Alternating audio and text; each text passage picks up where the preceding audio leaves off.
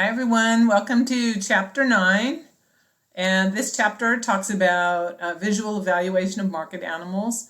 It's a really hard chapter to teach online. It's so much more fun to go look at live animals and discuss them, but I decided to follow my syllabus, so we're going to go over chapter 9 to the best of my ability. Okay, so to start with, we'll just go quickly over the parts of an animal, and I'll be curious to know how many of you actually, have raised a market animal. There's usually, a pretty substantial amount of you that have gone through an FFA program.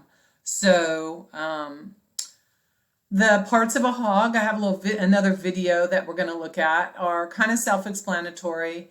A couple parts that are important, of course, the loin, where your highest value cuts of meat come from on a pig, which would be the loin chops, and the pork loin roast.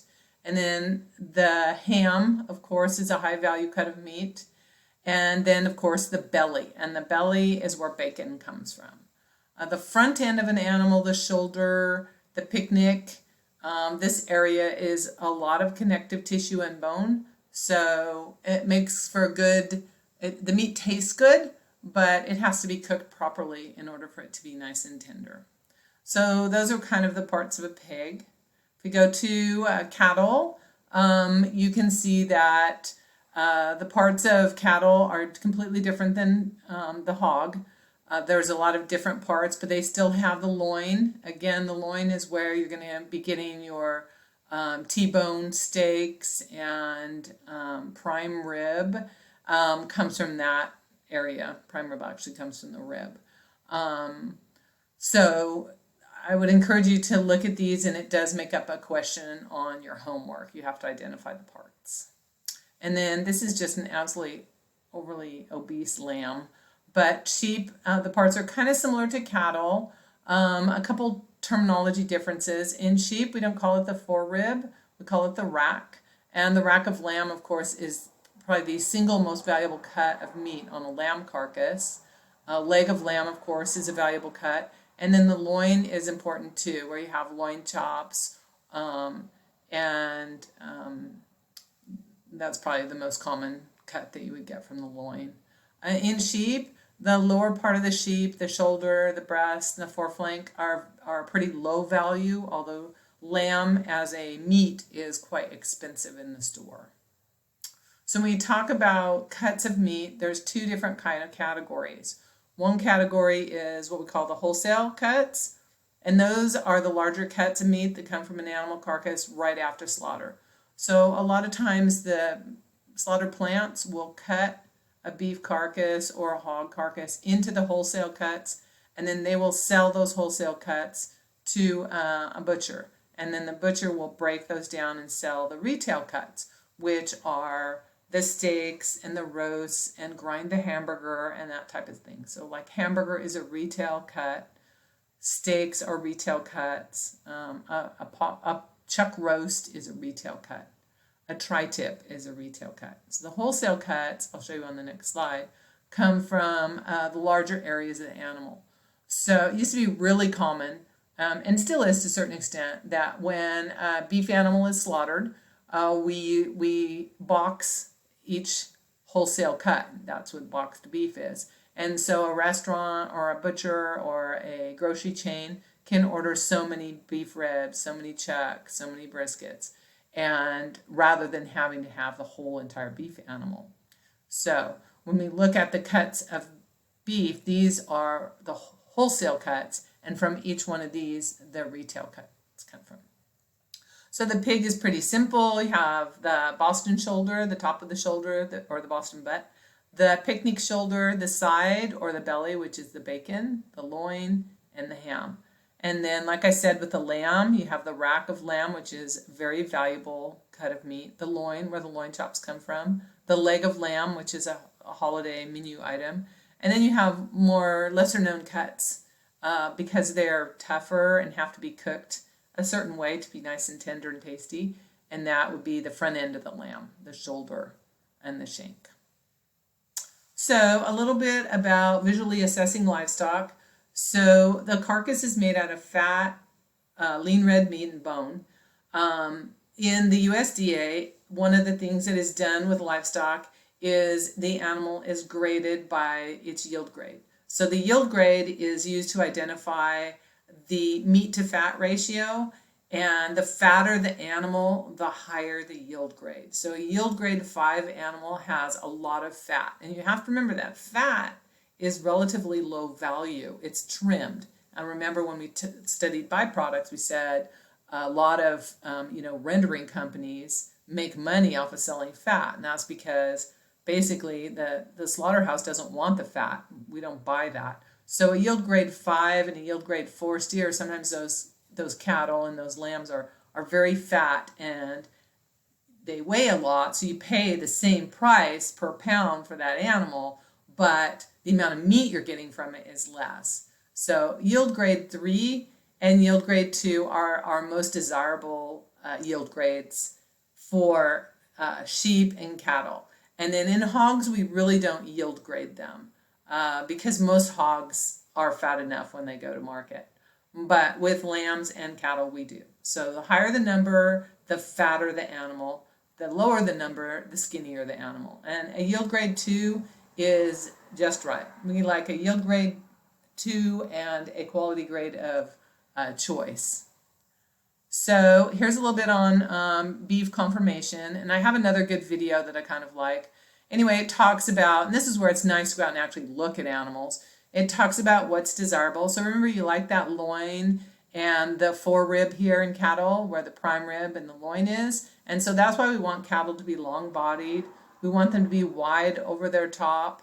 And that just means that there's more, more meat in that animal. So the ribeye area, that would be like if you cut this in half down the backbone, that's a rib steak.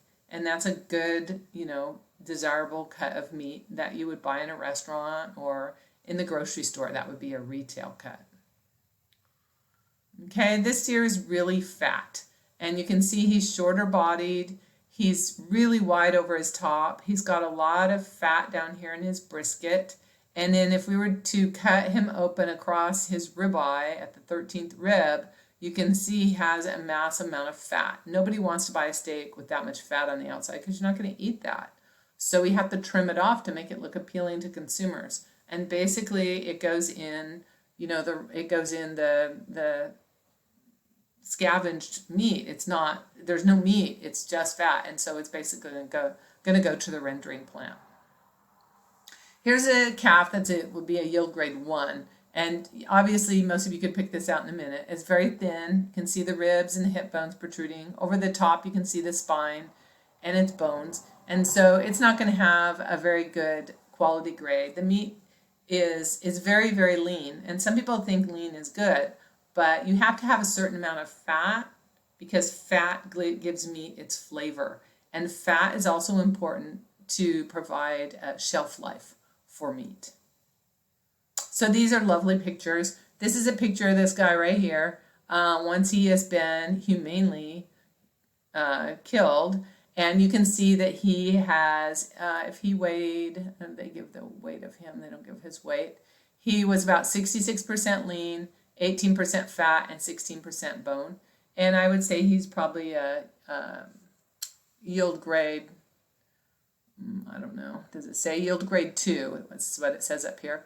So they do a cut, they do a slice so you can see the muscle. So in the rear end of the animal, there's a lot of dense muscle, but still used for locomotion. So it's still not the best cuts of meat in terms of tender. It's a large volume, but not in terms of tender. The muscles you don't use very much are the tenderest, and that is your back muscles right here. So this is where you can almost see it looks like a T-bone steak. That is where the rib is. And then right here, that is where your filet mignon is. If you've ever had filet mignon, it's probably the most expensive cut of beef. And then this is farther forward, and these would be what we call rib steaks. So that's the rib.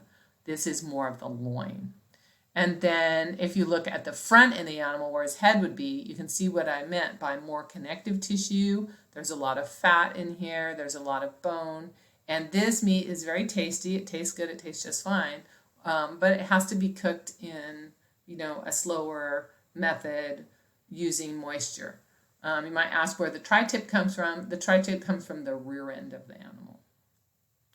Okay, and here's another steer. This steer is really fat, so you can just see the amount of fat. The fat is white. You can see the amount of fat in the animal's brisket, the front end, and it looks very heavy in its front end, very short in its body. Huge amount of fat over his top, and that all has to be trimmed off because you're not going to eat that.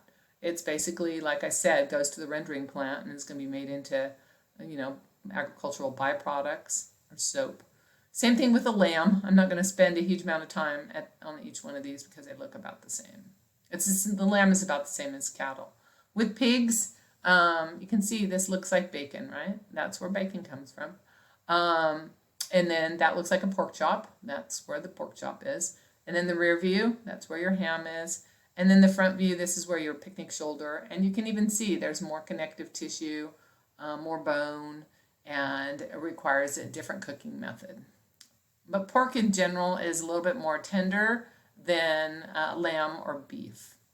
It just has to do with the amount of fat. This is a very fat pig, and you can see the amount of fat. Again, a lot of that has to be trimmed off before the consumer will pay for it. The consumer does not want to buy 2 inches of fat on a pork chop because you pay the same price for fat as you do for meat. So, even though the size and shape of meat animals is different, a lamb, a pig, and a beef animal, the 3 species are similar in muscle structure and fat deposit areas. This is one of the questions on your homework. Fat accumulates in the flank area, the brisket area, and the dewlap. Flank, brisket, dewlap, that's the front end, and then the jowl and the throat. So those are your 3 areas. You can come back and look at it if you need to. So remember that fat isn't all bad. Fat is important because it improves the shelf life of meat, and it also improves the palatability, taste of the meat. It makes meat taste juicy and makes it taste good in your mouth. And, oh, look at that. I think that's it.